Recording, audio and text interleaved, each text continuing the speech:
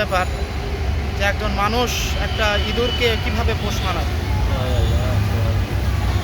দেখুন আসলে মানুষের প্রেম যেভাবেও হয়ে থাকে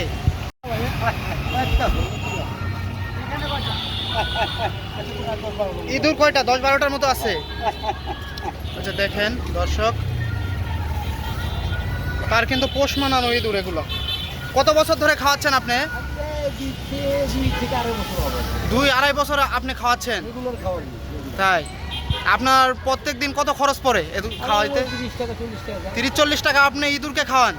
এই ইঁদুরদেরকে তাই? আচ্ছা আচ্ছা আচ্ছা আচ্ছা, আপনার পেশা কি? আপনি কি করতেছেন বর্তমানে? আপনি মালার দোকান করতেছেন, আপনি মালা বিক্রি করতেছেন এবং আপনি এই যে খাবার খাওয়াচ্ছেন, এটা কিন্তু একটা মানবিক মানে ইয়েকের কাজ, খুবই ভালো একটি কাজ। আচ্ছা, আপনার দেখে খুবই সন্তুষ্ট হলাম। আর একটু খাওয়ানোর চেষ্টা করেন তো।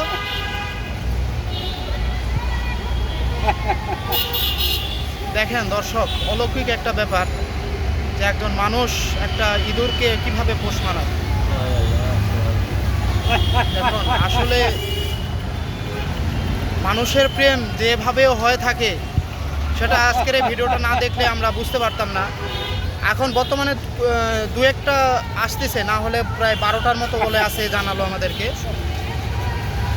আচ্ছা, বৃষ্টির সময় এদের কষ্ট হয় না? মানে খালে পানি ঢুকে তো ইঁদুর যে কোনো প্রান্তে যে কোনো জায়গায় গর্ত করে যেতে পারে, ওদিকে বৃষ্টি পানিকে একটা বৃষ্টি একটা ছোঁয়া পাবে না, করবে না।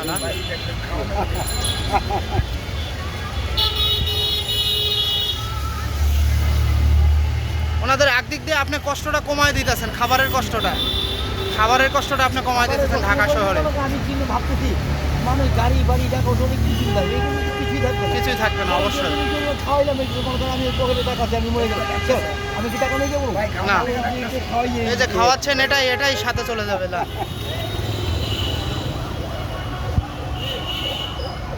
আচ্ছা ঠিক আছে, কিছু বল, ধন্যবাদ। ঠিক আছে। আচ্ছা ভাই, ইনি কাজটি করতেছে না, কাজটা কেমন লাগতেছে আপনার কাছে? খুব ভালো কাজ করতেছে, ঠিক আছে। কারণ এই যে তার যে মানবিকতা, ঠিক আছে, এই যে পশু পাখিদের উপরে মানে খালি ইঁদুরই না, পিঁপড়া, তারপরে পাখি, যে কিছুই তার সামনে আছে তারে খাওয়ান দেয়, ঠিক আছে। সব পশু পাখি তার কথা শুনে, ঠিক আছে। আর উনি অসম্ভবকে সম্ভব করছে, ঠিক আছে। এটার জন্য ওনাকে ধন্যবাদ, অসংখ্য ধন্যবাদ। আচ্ছা ঠিক আছে, ধন্যবাদ। আসসালামু আলাইকুম।